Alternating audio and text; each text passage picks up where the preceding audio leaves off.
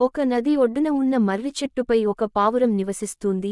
దానికి నదిలోని నీటి ప్రవాహంలో కొట్టుకుపోతున్న ఒక చీమ కనబడింది. ఆ చీమను ఎలాగైనా కాపాడాలి అనుకున్నది పావురము. వెంటనే ఒక మర్రి ఆకును త్రుంది చీమకు దగ్గరగా నీళ్లలో వేసింది పావురం. ఆ ఆకుపై చీమ ఎక్కి కూర్చుంది. తేలుతున్న ఆ ఆకు ఒడ్డుకు చేరడంతో చీమ భూమిపైకి వచ్చింది. పావురం చేసిన సహాయానికి ధన్యవాదాలను తెలియజేసింది చీమ. చీమ కొంత దూరం ప్రయాణం చేస్తూ విల్లమ్ములతో అటువైపు వస్తున్న ఒక వేటగాని.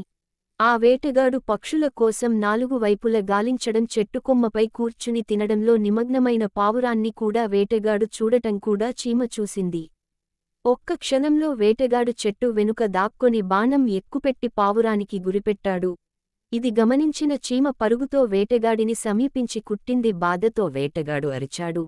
బాణం గురితప్పి పావురం పక్కనుండి దూసుకుపోయింది.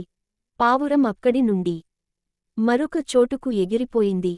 తాను ఎలా రక్షింపబడ్డానన్న సంగతి పావురానికి తెలియలేదు. కాని చీమకు మాత్రం తాను పొందిన ఉపకారానికి ప్రత్యుపకారం చేసినందుకు చీమకు సంతోషంగా ఉంది.